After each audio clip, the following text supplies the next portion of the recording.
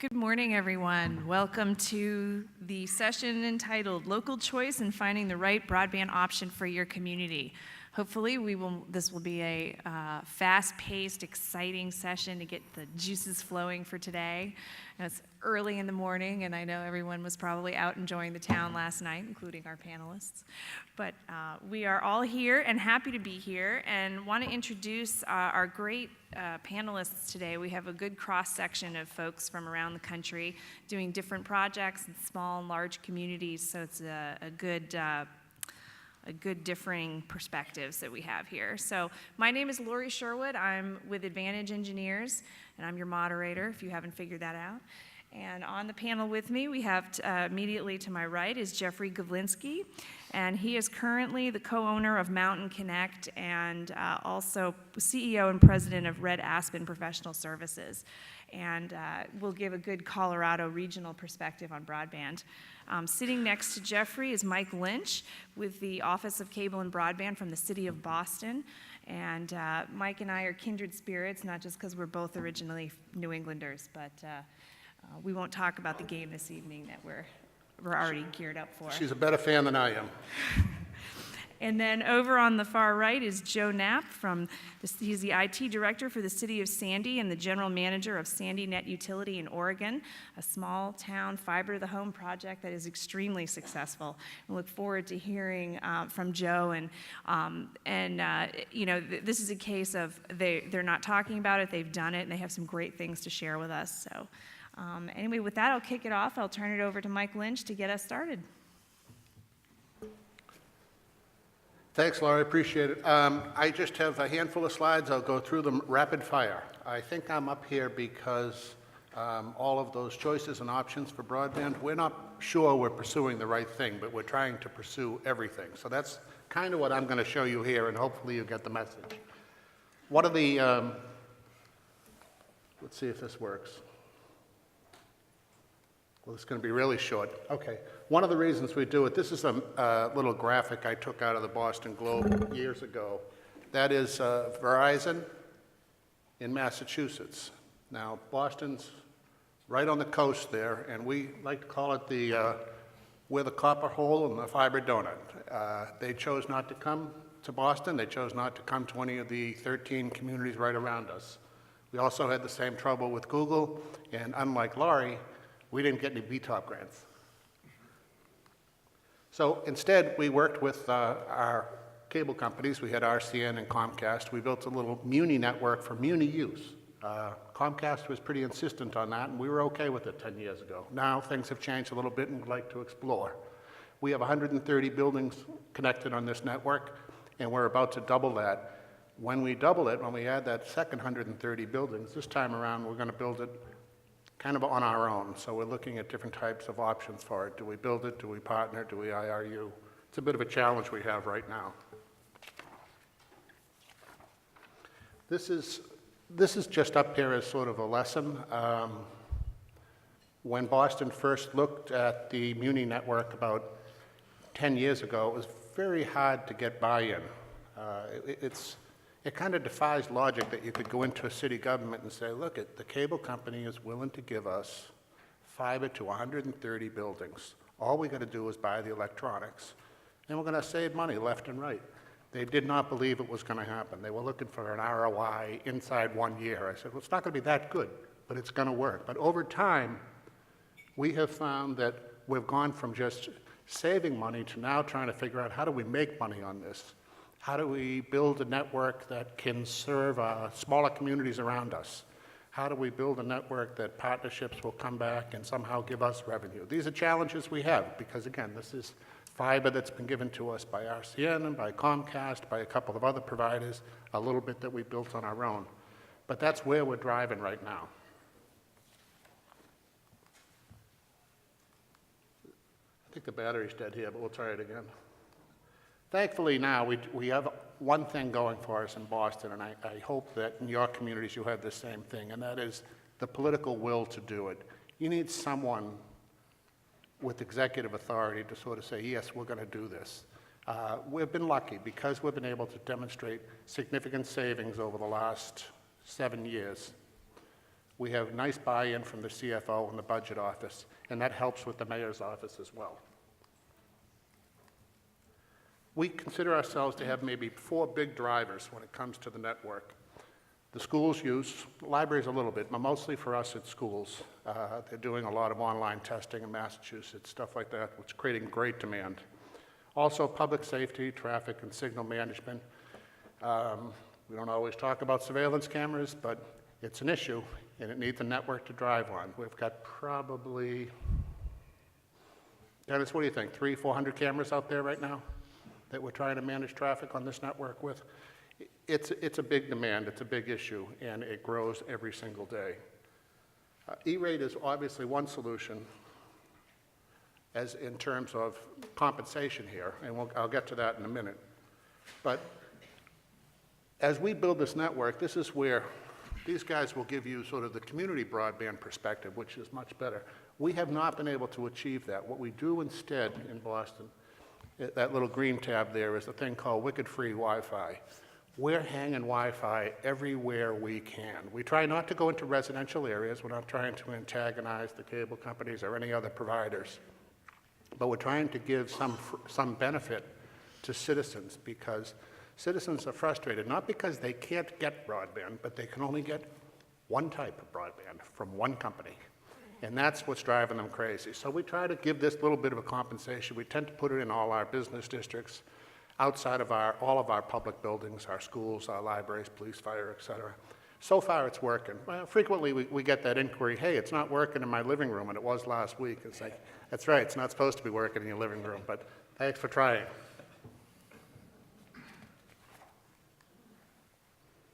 This graphic may be hard for you to see, but we are trying to take full advantage of E-rate. We are a city agency. Schools and libraries are likewise city agencies in Boston. But we've got our SPIN number. We're acting as a provider for the schools and libraries. We're the vendor, they're the client, which is really weird when you're dealing with colleagues across the table. You know, all of a sudden, they're not going to help you at all and say, hey, we're not going to help. We're the customer. You do it, you know. But by doing this, we've sort of turned the tables and figured a way to really get a lot of reimbursement.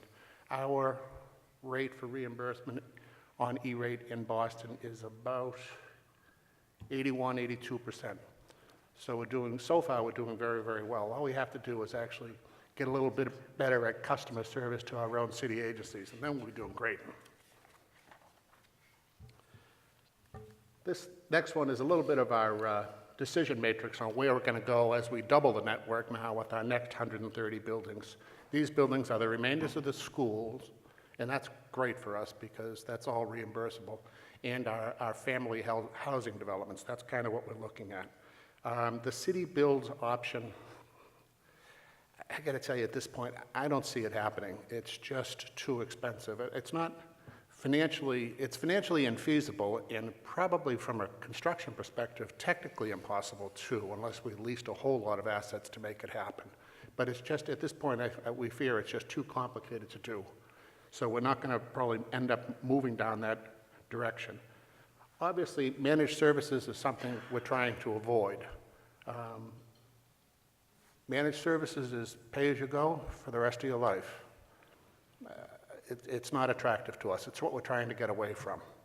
So I think possibly what we're going to end up with is something between a joint build or a partnership option, and we're not sure right now. Hopefully when I come back next year, I'll be able to tell you we've got shovels in the ground or we've got a partnership going, but right now it's a little bit up in the air. We haven't figured out which is the best way to go. These are the goals. I think probably all of you share these goals. As I mentioned before, a lot of these things have to do with return on the investment. It's always a good sell to talk in advance to your budget office and see what they feel about it. I can also tell you that I was sort of surprised. Boston is a bit of a Comcast town in terms of being the dominant cable provider. But when we put out an RFI about what we were planning to do on the network, we had, I think, 24 respondents. Telcos, cable companies, wireless providers, DAS providers, fiber providers. It was pretty impressive. I was sort of surprised at what everybody It could be they just, they smelt some money and that was why they were coming after it, but we were really surprised and grateful for that level of interest in what we were doing, and hopefully we'll be able to work it to our advantage.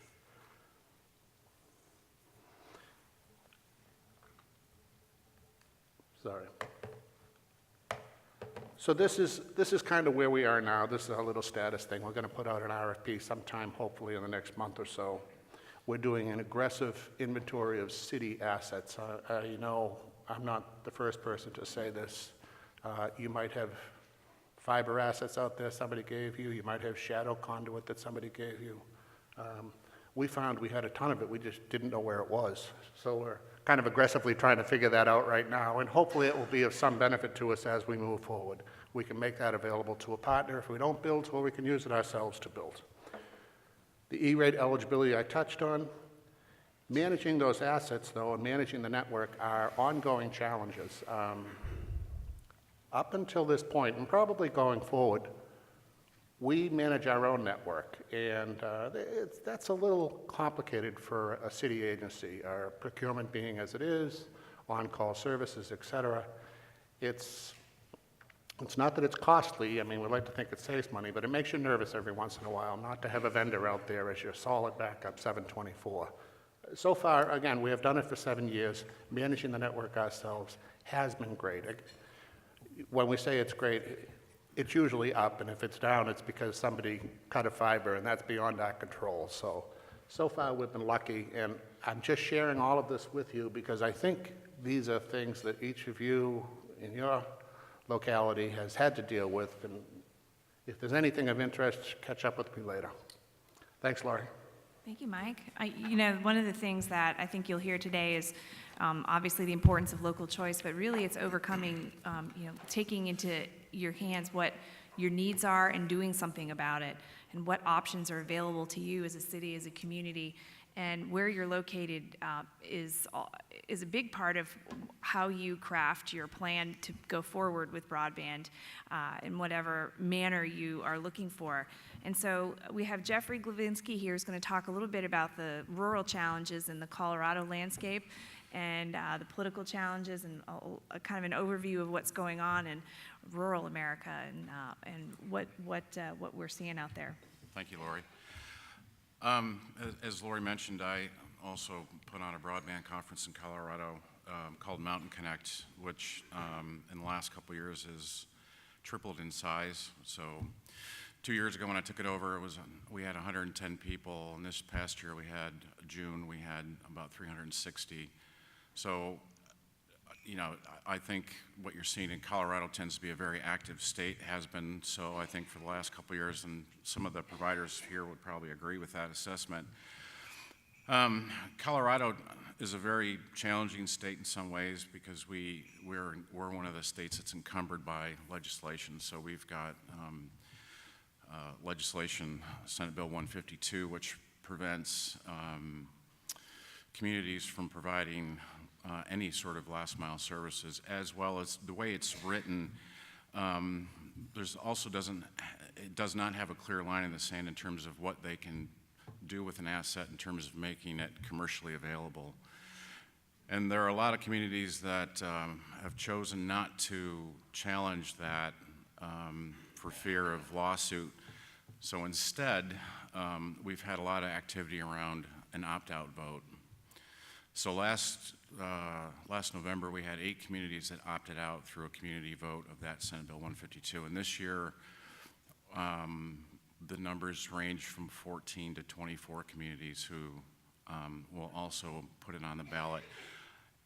Down in where I live, in southwest Colorado, our entire region is putting it to a vote. So that's 7 communities down in our region. So that I think causes a lot of issues for municipalities in terms of what steps can they take. They have to sort of walk a fine line if they haven't opted out. And we have, CenturyLink is a very powerful incumbent in our state, and they, in fact, they just chose to take the CAF2. So as a community, you can opt out of Senate Bill 152 by putting it to the vote of the community. And so if the community votes to go down that road, then you effectively can take a different path because you've opted out through vote. So Longmont is one people have probably heard about. They are in the throes right now of building a fiber network, but they also own their own utility, so it's a city-owned utility. So they created a new business and are building fiber similar to what has happened in Sandy, Oregon. We also have interesting challenges between the Front Range and the Western Slope, as you might guess. So, a lot of the communities on the Front Range have a lot more providers, a lot more incumbents. So there you'll find Charter, Comcast, of course CenturyLink. So there's a lot more infrastructure on the Front Range. The Western Slope tends to be a big challenge just because of geography. It's very expensive to build infrastructure in the Rocky Mountains, which is another issue. How do we fund these projects? We tend to suffer a lot from diverse and redundant middle mile challenges on the Western Slope, and it's very expensive to fund, which is why we still have, for example, Marble, Colorado still does not have broadband. They have to rely solely on satellite. And despite the fact that we had a BTOP grant, which is being administered by EagleNet, that project was supposed to connect all of our school districts in the state, but fell short of that. I think they connected 78% of the school districts. I could be wrong on that, but anyways, it wasn't 100% as it was supposed to. So there was a lot of communities on the Western Slope that were left out. So we have, you can't provide really good last mile services in rural communities without diverse and redundant middle mile. And one of the other areas where we have challenges on the Western Slope is that CenturyLink owns most of the infrastructure, middle mile infrastructure. And of course, that's not open access. So we find a lot of projects going on right now where the first priority is getting that diverse middle mile. So our Department of Local Affairs has been very active in investing back into our state. So right now they've set aside $20 million for middle mile projects and strategic planning grants in the state. So the criteria is that you have to have a strategic long-term broadband plan completed before they'll consider you, consider your regional community, consider granting you the funds for middle mile, sorry. And so right now we have a lot of communities on the Western Slope that are finishing up strategic planning grants, and I think you're going to start to see some of that money going where it needs to go on the Western Slope, but we still have challenges with communities like Marble. They're encumbered by a lack of infrastructure coming to the community, as well as our incumbent provider, CenturyLink, actually willing to partner with them to bring them connectivity. I mean, today they have to bus their kids to Carbondale to take their tests. And, it's 2015, we shouldn't still be doing this. And I think, right now we have some other challenges with EagleNet. They, 2 years ago, signed an agreement with Affinity, and Affinity was to manage the EagleNet network as well as extend the infrastructure. And that relationship has fallen apart, I think in July. Affinity walked away from their agreement. And what's really bad about that is, doesn't matter who's right or wrong here, EagleNet has 2.5 employees. They have a CEO, a CFO, and a compliance person. And right now, it's in our best interest to make sure that that taxpayer-funded infrastructure is protected. And it's very difficult when you have 2.5 employees to manage a network, as well as deal with issues like service providers who want to upgrade a circuit or to add a circuit on the network. And so it's my hope that here in the next 6 months we find a viable solution to this problem. Right now, Zayo has stepped in to help out with the network, but they don't have a formal agreement. And it's a $140 million investment that needs to be protected. And so we're working pretty diligently on trying to find a solution to that problem. Last thing that I was talking with the guys from Sandy this morning about. One of the other things that we need to concern ourselves with on the Western Slope is we tend to be very tourism-based. And we have to keep in mind that when people come to Colorado on the Western Slope, they bring their expectations they have from wherever they come, whether it's New York, Dallas, Europe, doesn't matter. They want the same amenities when they travel. And I think you're starting to see some towns that are more competitively, well, that's not the right way of saying it, who are thinking outside the box. So I'll give you an example. The town of Vail just completed a very powerful DAS and Wi-Fi network. And I would suggest to you that given what they've built in the town, that they are probably 3 to 5 years ahead of any of their competitive resort towns, whether it's in Colorado or not.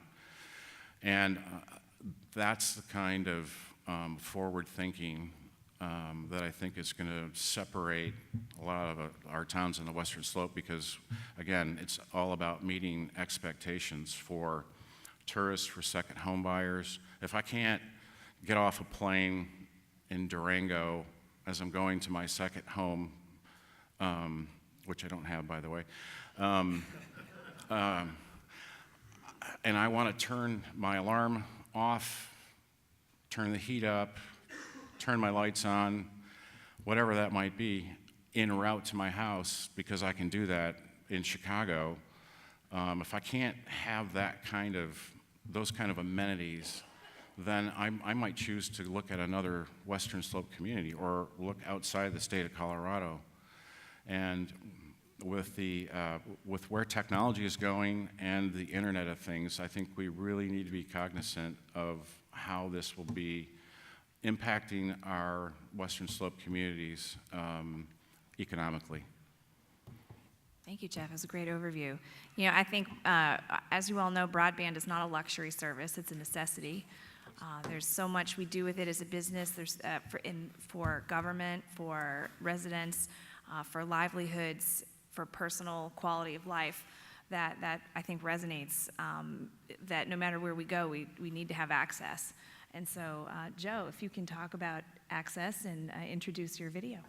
Sure, yeah. So just a real quick introduction of Sandy. We are a relatively small community, a population of about 10,000 people in Oregon. We often get asked, oh, Sandy, like Sandy, Utah? No, we're not from Utah.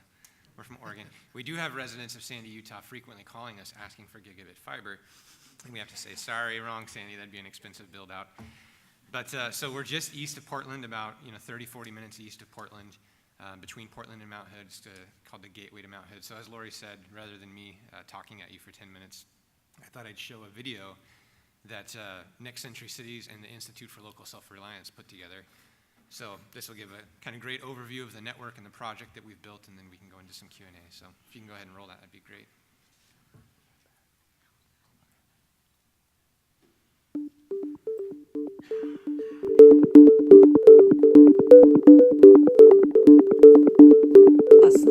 A small Oregon city between Mount Hood and Portland built its own gigabit fiber network. This is a lesson in local self-reliance and what a determined community can do.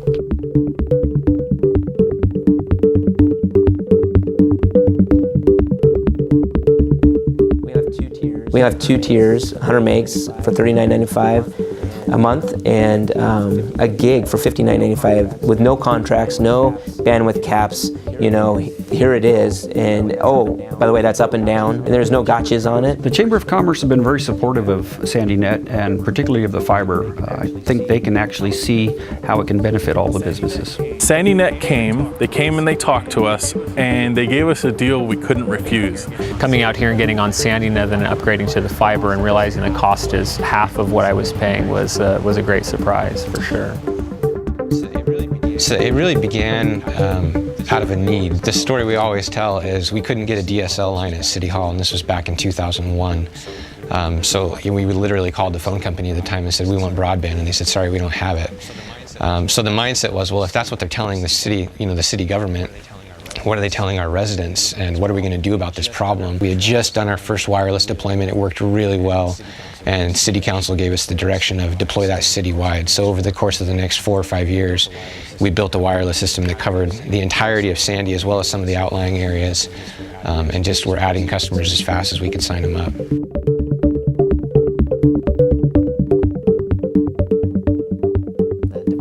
The demands on the internet were just too great, and the decision was made to upgrade to a fiber optic network. We're using the fiber in a lot of other ways to drive economic development. We have a perfect example here recently of a 5-building complex where a company has 5 different buildings throughout town and in our industrial park, and we're able to provide them a very cheap quote for bringing in their own connected network throughout town. Really fast. I think at that time it was 100 megabit per second connection for probably an eighth of the cost of what we were getting.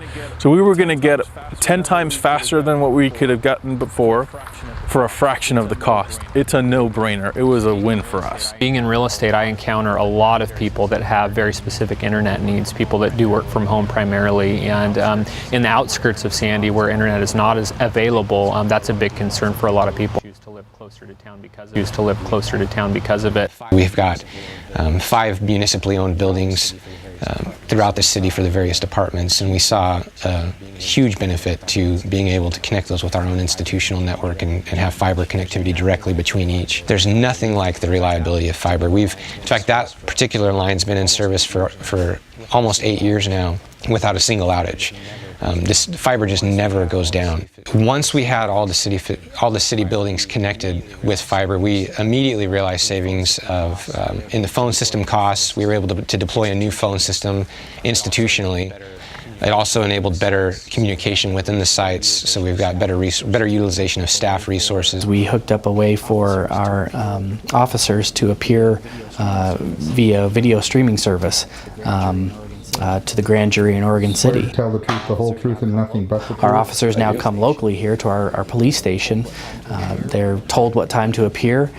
They appear, testify, and then they're finished typically in less than an hour. So it saves us fuel costs, it saves us time.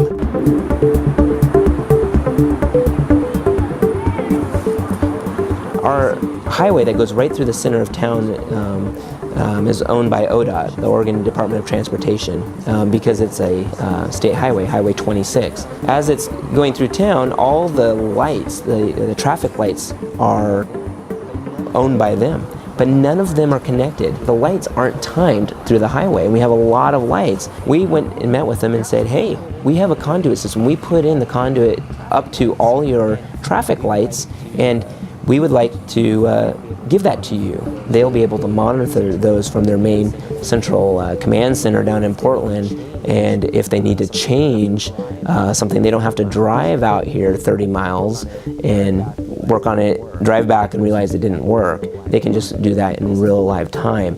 This is a livability issue for us.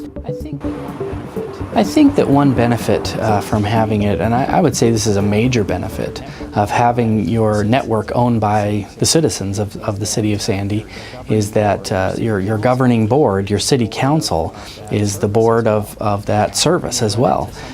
You may run into someone on the governing board at the grocery store. They may live down the street from you.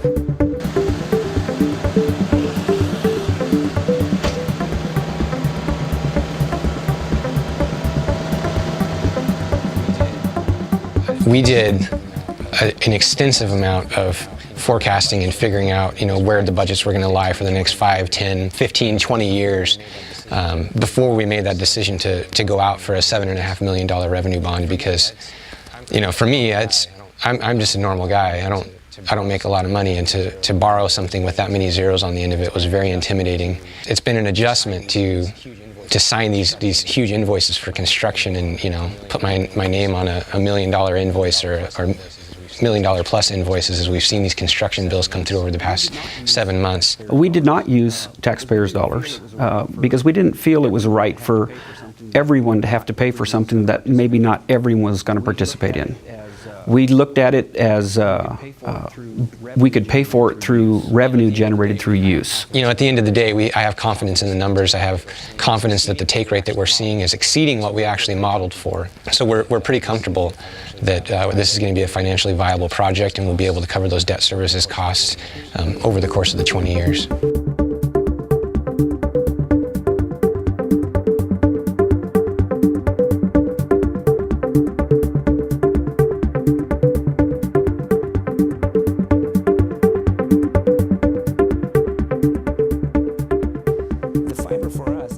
The fiber for us is not the end game.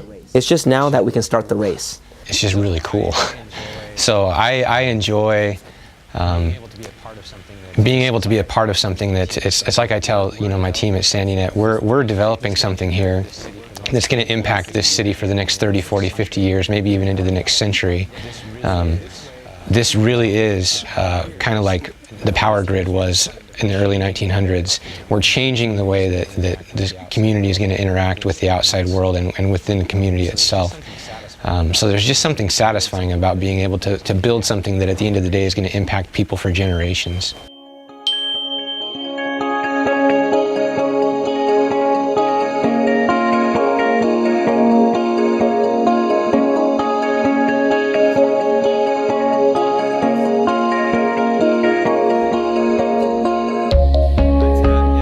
Statistics about the network that weren't mentioned in the video. As I said, it's a city of 10,000. We passed about 3,500 homes with the network. You heard me saying there it was about a $7.5 million project. Actually, we did a $7.5 million revenue bond, but actually ended up costing a little over $8 million because we forecasted we thought we'd get like 35% of the homes to connect, and we ended up getting like 60% of the homes requesting connections. Those are very expensive. So we had to borrow another $500,000. We were able to do that internally, but the total in for the project so far has been about just a little over $8 million, and we are pretty much done. We have a little bit of concrete and asphalt patchwork to complete, but that's about it. Of those 2,000 homes that requested service, we have over 1,500 of them actively connected and online right now, and then I've got installers working day in and day out. We're doing about 15 installs a day to get the remaining people connected that have been waiting for the service. So that's all I've got for now. Great. Thank you, Joe. That was terrific. It's so nice to see a local community doing it and doing it successfully. So there's a couple themes I want to discuss with the panel before we open it up to questioning. So I want you all to think about questions that you have, because really we want this to be an interactive discussion and relevant to what your needs are as well, for those of you who are thinking of engaging and moving forward with broadband for your community. So the first thing I'd like to talk about is, and Mike brought it up first, saying the political will.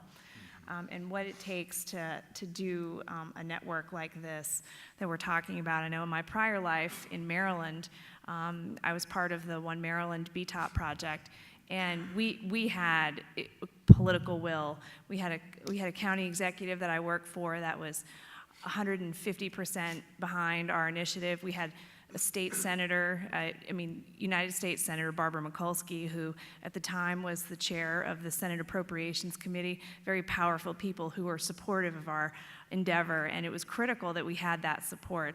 And so first I want to recognize that Jeremy Petzold is here, and Jeremy, as you saw in the video, is with Sandy, but he's also an elected official.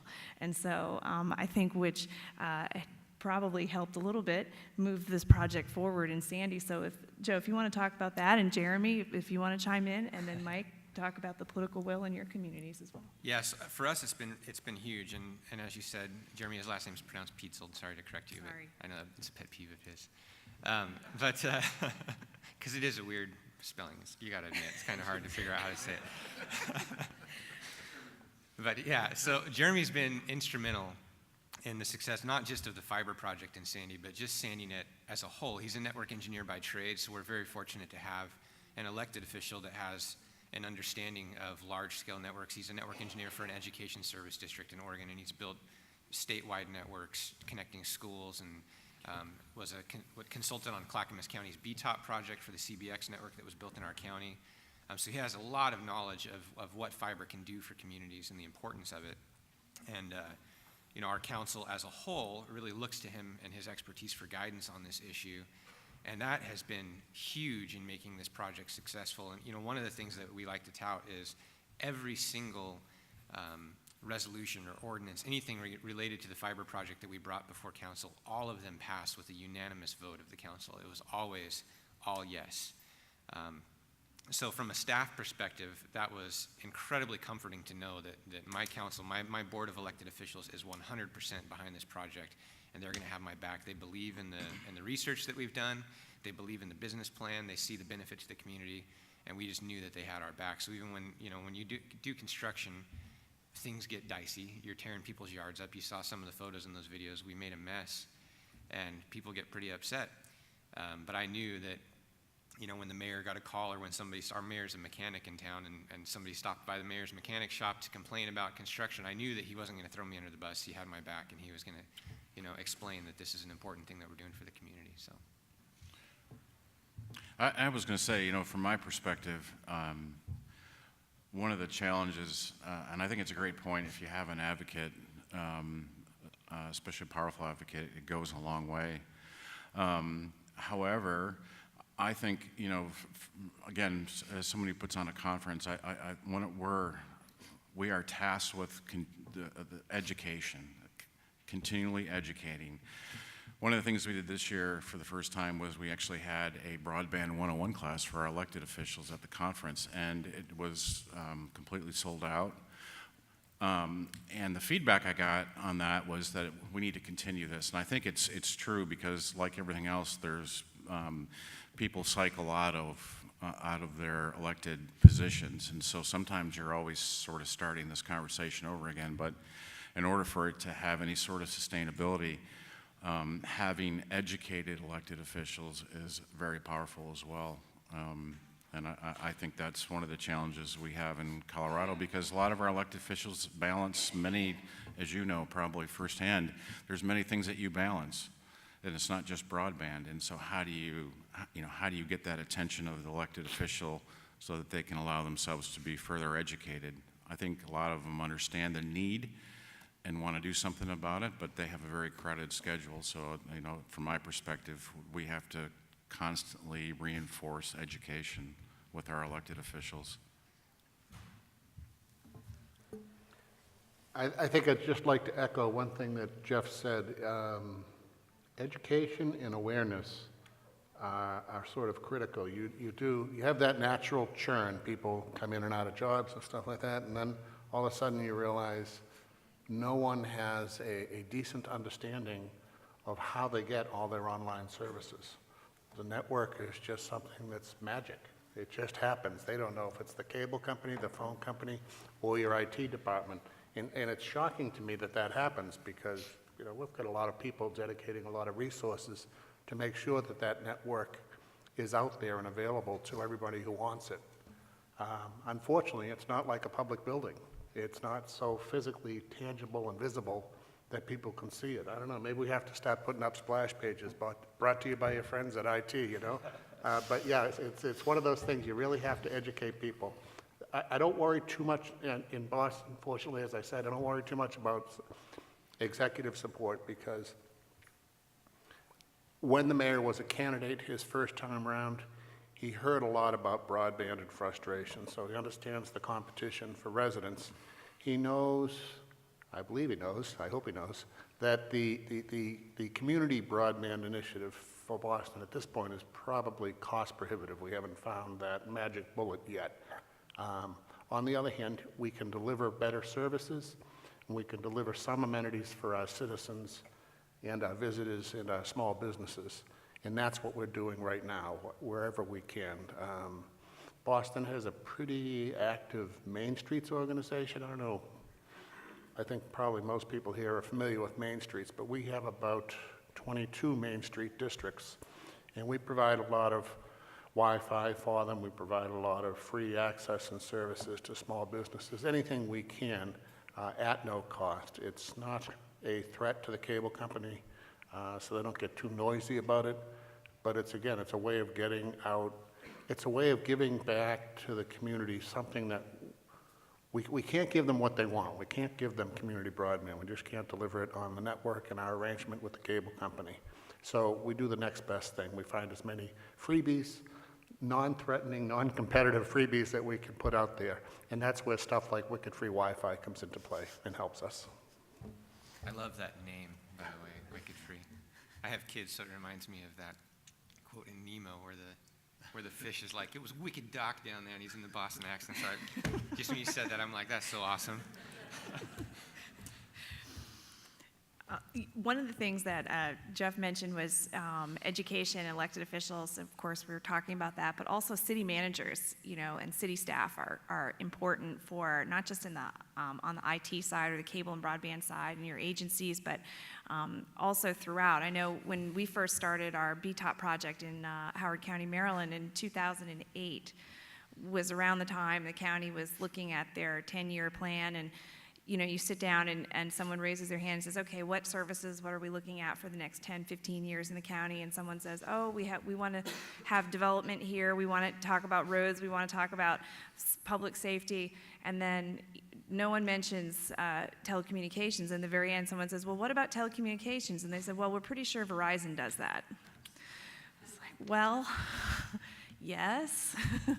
So, educating city managers and staff as well is critically important to have that cooperation of agencies across the board within your community. If I could just add one last thing, other reason why I think it's really important to focus on education and awareness is because, especially at a local level, whether it's a county commissioner or it's a city manager or city councilors, is because we often struggle against the incumbents who lobby very hard at a state level. And sometimes you get better results pushing things up the ladder because it's very difficult to compete against incumbents who have a lot of lawyers and are spending a lot of time and money and effort on lobbying at the highest level in the state. So that's another reason why I think it's really important to continue this education and awareness. So let's talk funding for a moment, because I know obviously it takes money to build a network, and that cost range. And Joe, you've talked a lot about your bond funding, and if you just want to talk about some of the other options that you considered and why you went with the bond method. Yeah, so specifically a revenue bond. Just to be blunt, one of the reasons that we did that was, as the mayor said in that video, we didn't feel. Well, so let me maybe back up a step. We looked at lots of options for funding. We had private partners come in that were going to fund the network, and then there was the debate of, well, who owns it then? And we really wanted to maintain ownership. We looked at some other creative methods, like doing what, I don't know what they're called in other states. In Oregon, we have a mechanism that we use all the time for streets and sewer funding when you need to, or stormwater, whatever, when you need to build new infrastructure, called the local improvement district. So you can basically assess a fee on people's property taxes and effectively mandate that everyone in the city pay this fee because we're going to put this public infrastructure in. We looked at that, didn't get quite the buy-in that we'd hoped we would get, so that didn't pan out. We looked at doing a general obligation bond as a city. The downside to that, in Oregon at least, is you have to have a vote of the people, and just from a timing perspective, we didn't want to put the whole thing out to a vote. I'm sure actually that we would have gotten the support, but we found that the revenue bond for us worked well. And a big part of that, a lot of cities have asked, how the heck did you do a revenue bond for a project like this? A big part of it for us was that we had an established, Sandy had existed for 10 years before we started doing this fiber thing. So we had an established customer base of 30% of the city was already on our Wi-Fi system. We could show revenues historically for the past decade. And it was very easy to go to the bonding agents and say, this is what we've been doing, this is what we're gonna do, here's the revenues that we think we're gonna get. And they said, yeah, that's great, that makes sense. And it was very easy to get that bond. And Mike, I know funding is a current issue for the city of Boston. What are you all looking at in terms of funding, other than E-rate, which you mentioned? Well, again, what we're funding is a municipal use network for the most part, so it's not the community broadband that these guys are looking at. And we're using city capital dollars through, a capital GO bond, and the fiber is coming to us through the franchise negotiations, and so that's sort of our big savings. The E-rate is key.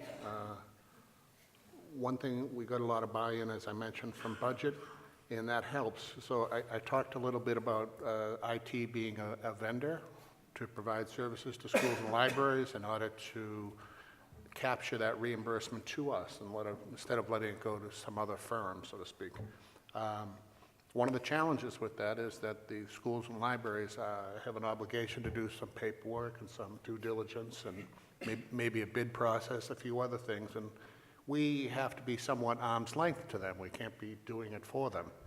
We also can't push them too hard, but the budget office can, and they do. And that's really our lifesaver. So every time we have a little meeting or a problem on E-rate, we call down the budget office and they swarm the room and they sit right on top of schools and libraries and say, you will do this, you will do this. So it's great, it's really fun to watch too.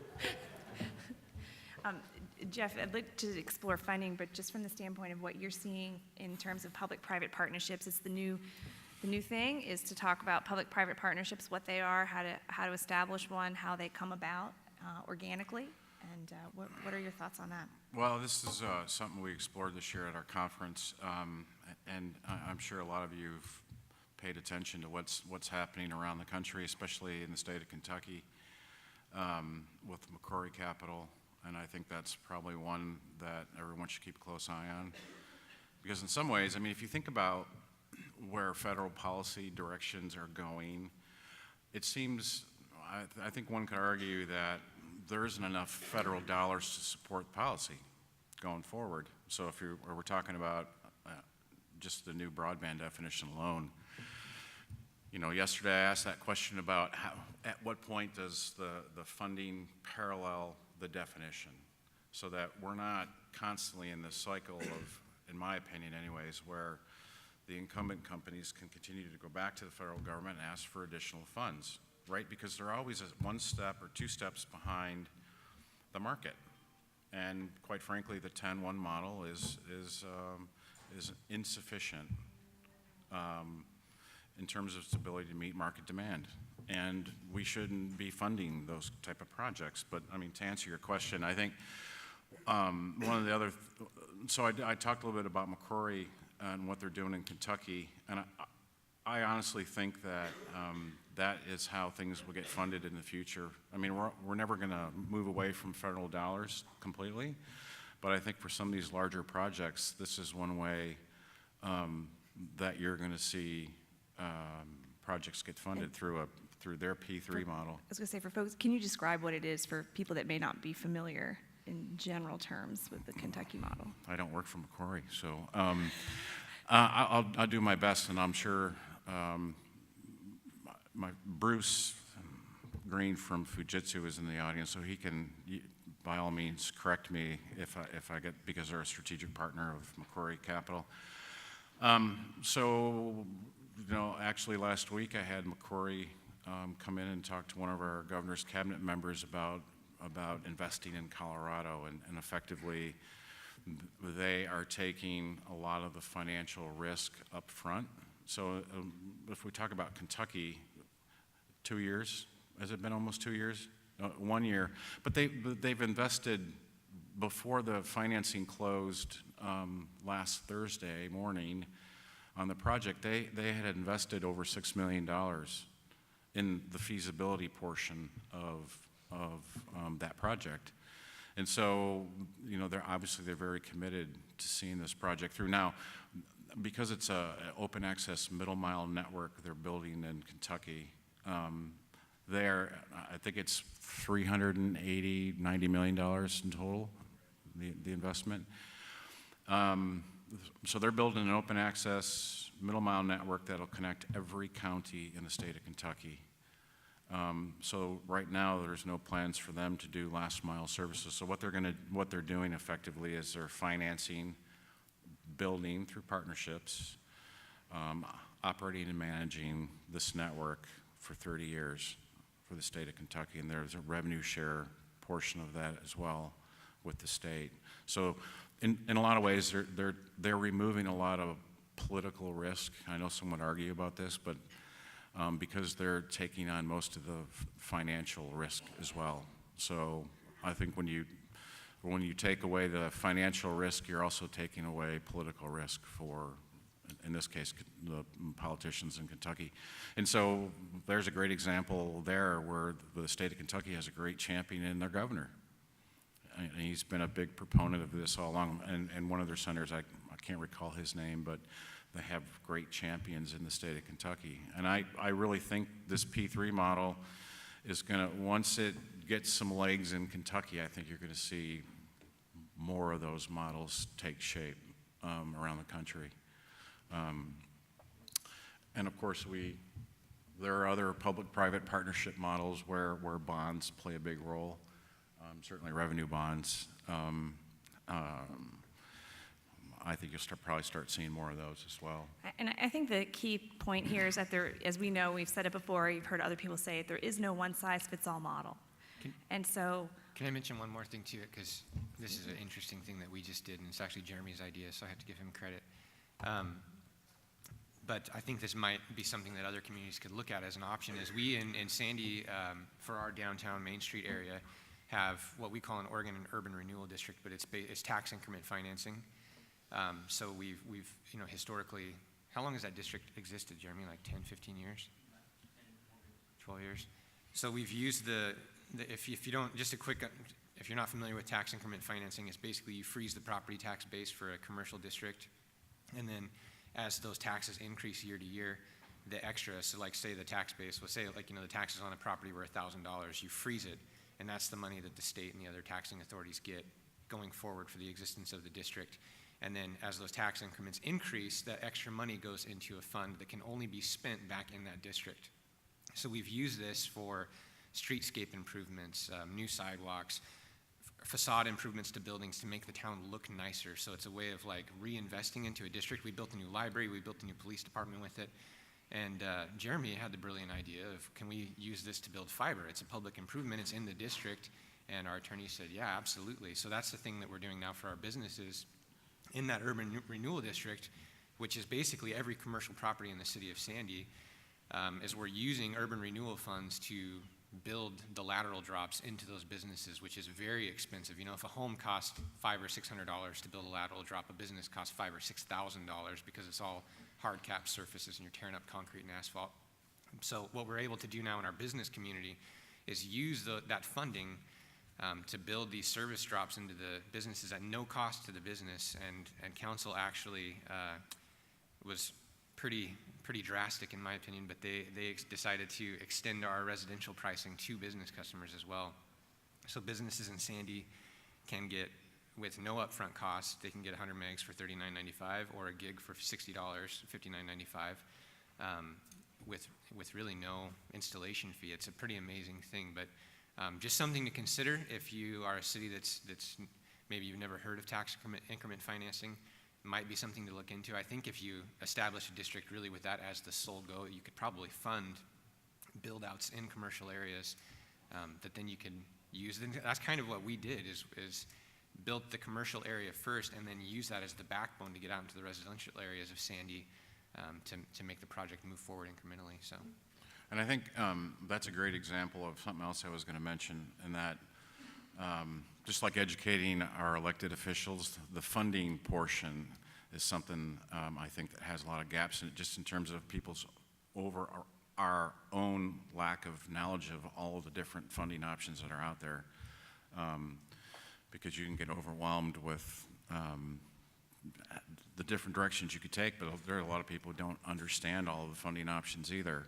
And so this is something that in Colorado that I'm trying to work on now via my conferences. How do we not only educate elected officials, but how do we also provide a platform for people to utilize and educate themselves on all the different funding options that are out there? So I want to turn it over to the audience in a moment, so get your questions ready. I want to make sure we answer all of your questions. But one thing that I just want to briefly touch on is there's a lot of, you see a lot of RFPs being generated, being written, being issued by communities who are looking to do broadband planning, broadband infrastructure, and crafting a well-written RFP is very difficult and challenging. And those of us who have been in the process know that that procurement process can be really challenging and difficult. And so if you can just talk about, the three of you, just how you've incorporated, how you've utilized the RFP process in your projects. We're a bad example, because we didn't really. Yeah, I know. Well, so we had signed a deal with a company that fell through, but they had a specialized technology to run fiber in the sewer lines, and our city manager and legal staff was comfortable with the fact that this was so proprietary that we could sole source it. So we did. And I guess we did have an initial RFP for a kind of a pilot project. That's how we were introduced to this company.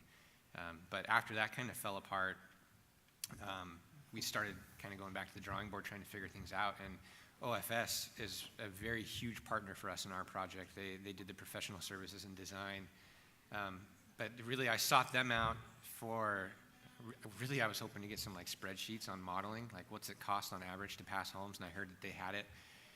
So I kind of inquired, and Jeff Thumma is here, and his team called me back like 4 weeks later and said, hey, we'd like to fly out and present our findings. And I'm going like, what? What do you mean? I wanted a spreadsheet. But they came out with a full turnkey proposal. They'd already designed the whole network and said, we think this would be a successful project and we want to do it with you. So at that point, it kind of turned into a bidding war, because in the midst of that, this other company came back into the picture.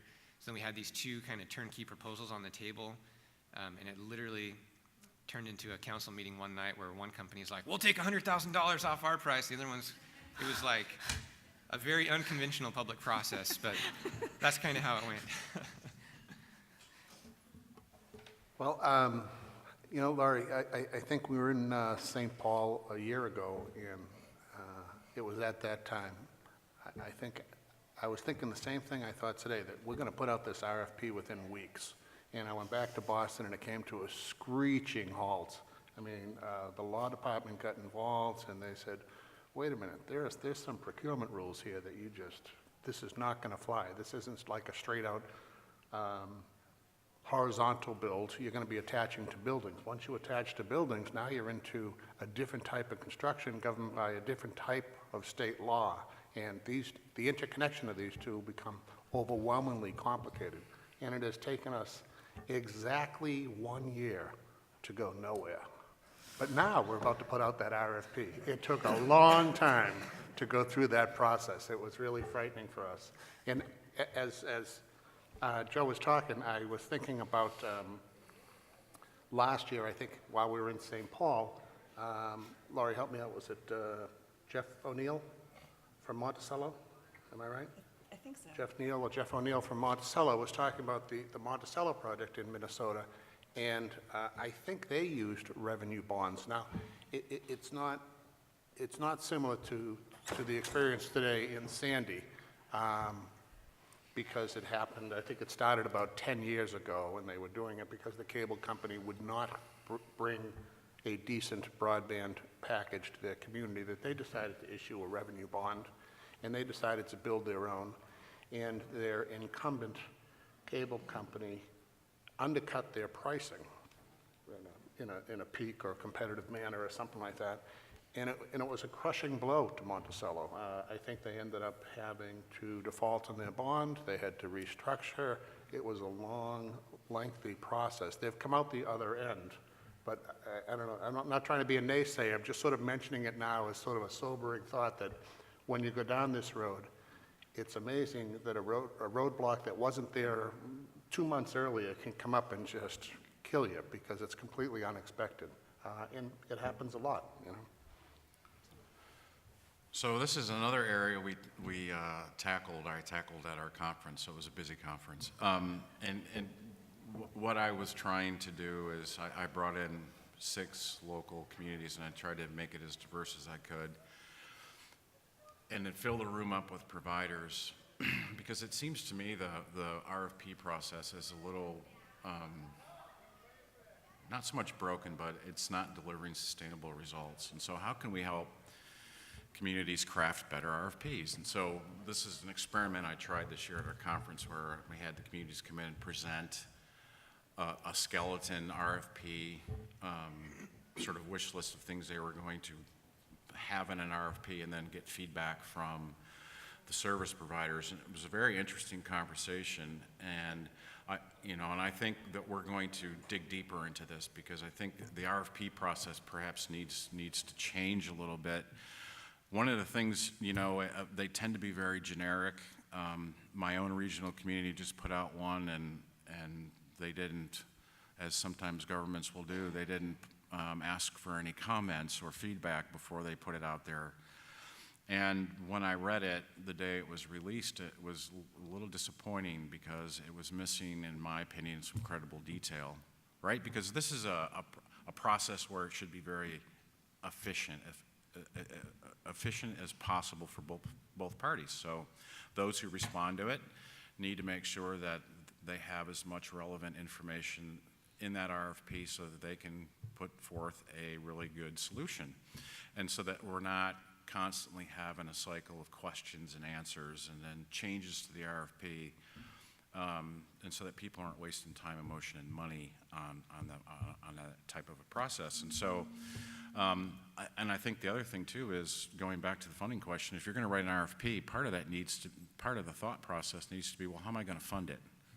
Right? I'm going to ask for A, B, and C, but how am I going to fund A, B, and C? Whether that's a year from now or it's 2 years from now, it doesn't matter. It needs to be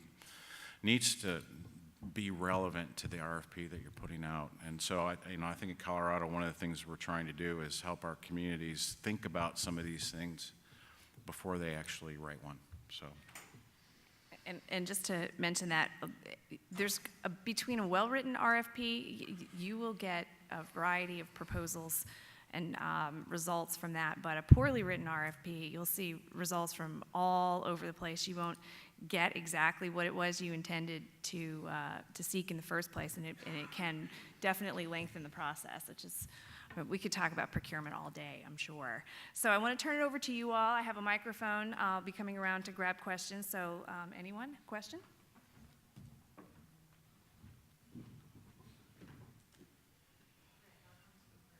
Working? Yes. Thanks, Rick Elrod, Fairfax County. To Joe, I was struck by the 60% subscription rate you were talking about in Sandy. I was wondering what other kind of broadband competitors were available in the city at that point and how they reacted if you were competing against other companies. Right, so we have Frontier is the incumbent phone provider, and then our cable company in town was formerly Charter, and about 6 years ago they were bought by a smaller cable company called Wave Broadband. So Wave does have decent packages that they offer. From a speed perspective, their pricing is terrible, as is traditional in the industry. From a response perspective, none of them can touch us from speed-wise or price-wise, so their responses have been pretty minimal. Frontier hasn't done anything.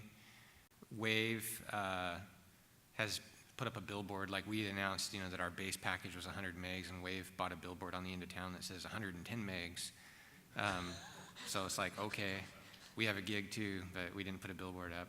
They parked a truck, those sign trucks that's like a mobile billboard? They parked one in front of City Hall for like 3 days one time that was like high speed 110. Of course, they never put their pricing on their advertising, they just put the speed.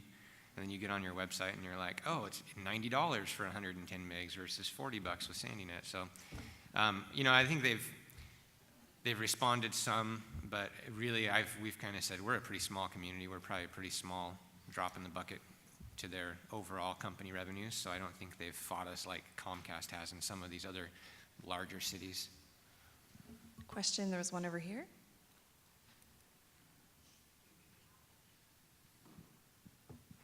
Hi, Frank DeJoy, Engineering Associates. My question is to Jeff about the DAS Wi-Fi network in Vale. I'm curious if the city acted as a neutral host and worked with the wireless carriers directly, and then as a follow-up, how DAS and Wi-Fi fits in more broadly with municipal broadband strategies. So the answer to the first question is the town of Vale for the past decade, I would say, has been very proactive in terms of looking forward. They actually extended, about 10 years ago, they extended Comcast, the fiber from the top of Vale Pass into town. And, you know, this network, just to show you how, so in fact they did work with, I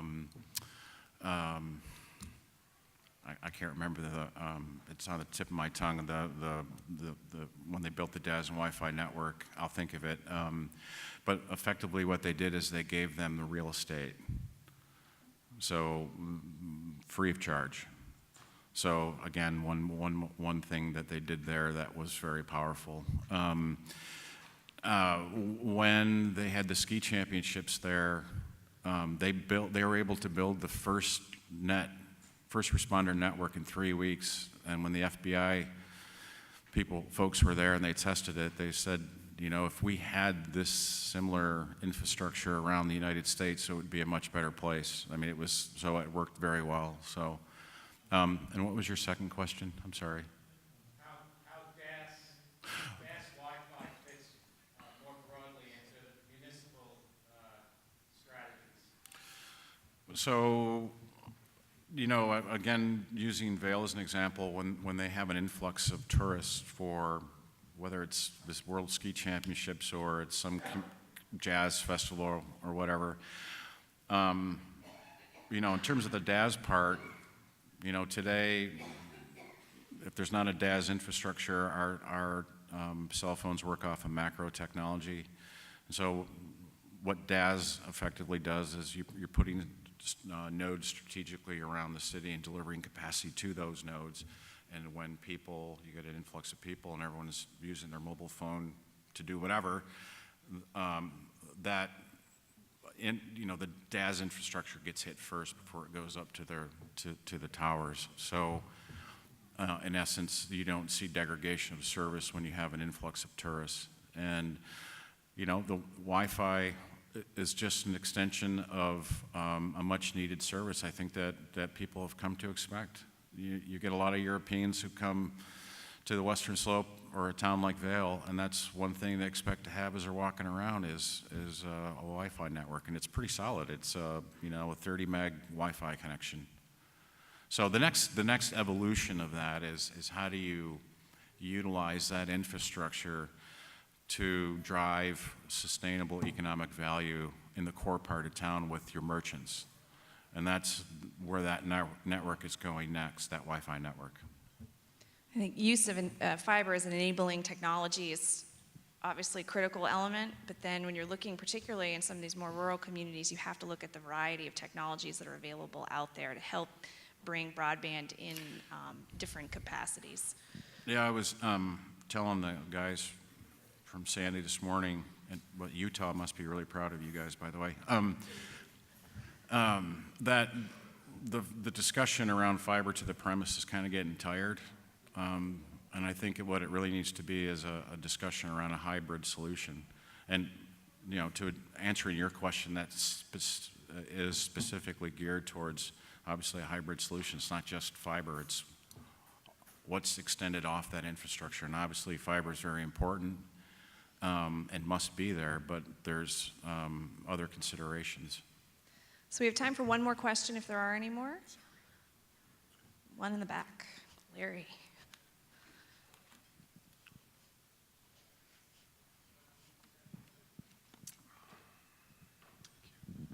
In Sandy, I'm wondering, do you still offer a municipal Wi-Fi service now that you've deployed your fiber network? No, we're phasing it out as we speak. So the Wi-Fi, and as we've tried to communicate that very clearly to the residents, inside city limits where the fiber footprint, goes, the Wi-Fi service was phased out. And the way that we've explained that to our residents is, one, the Wi-Fi was really hard to maintain, so we've just been upfront and said, look, it's too difficult for us to maintain 2 networks at the same time with a staff of 5 guys. So it's being phased out. We are maintaining and actually taking some of that equipment and pushing it out into the rural area around Sandy. And the hope is that we can kind of repeat these same incremental steps that we've done in the city. First, build Wi-Fi, get the broadband into the area, get people on it, start a revenue stream, and then as we have that customer base, it's really nice to be able to, like with our fiber project, we were able to look at our Wi-Fi footprint and say, we've already got 30% of the city. Is it a reasonable expectation that we can gain another 5% of the market when we build a fiber network? Yeah, probably, so we could model off that. And the hope is we can do that same thing in the rural areas as we expand. Sandy's a city of 10,000, but we have a serving area of about 60,000 people that call Sandy home and, shop and live, and some of them work in Sandy.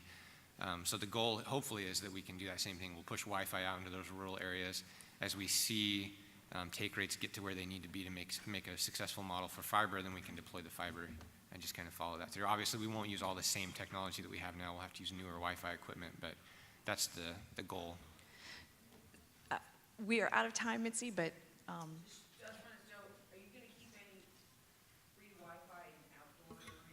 we have free Wi-Fi in our parks and in all of our city buildings, and we're actually probably going to be expanding that to more parks now because we have fiber to all of our parks.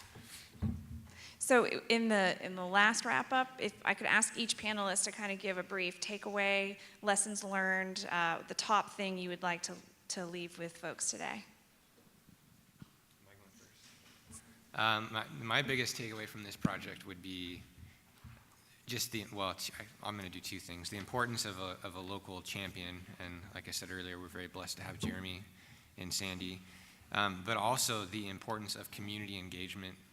If there was one thing I could do differently, if I could rewind the clock 2 years and do this all over again, I would spend 3 times as much time reaching out to the community. It's like, you really have to kind of beat the dead horse to get people to understand what you're doing. We would send a mailing and then go and construct, and people would flip out, what are you doing? And it's like, are you living in a cave? We've tried to tell you. But, so you can either be frustrated with that, or you can make a larger effort to make the community know what's happening. And the more people you get on board, the more successful the project is going to be. So I would just say, really engage your citizenry and get them on board and educated about what you're doing. Mike?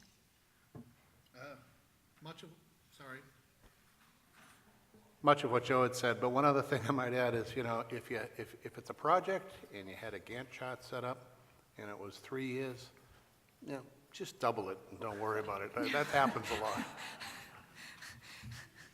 I don't know how to follow up on that one there. From my perspective, it's always going to be about awareness and education. I think we can never do enough of that, and whether it's our elected officials, or it's the funding that we've talked about, and if communities thinking outside the box, looking at what they want their community to look like 10 years from now, and if you find that that's a feasible view of what your community is going to look like, how do you step back and build towards that? But other than that. Great. Well, thank you all very much for a great discussion this morning, and thank you all for your questions and participating. And if you have anything else, our panelists will be around. You can track them down individually. Thank you.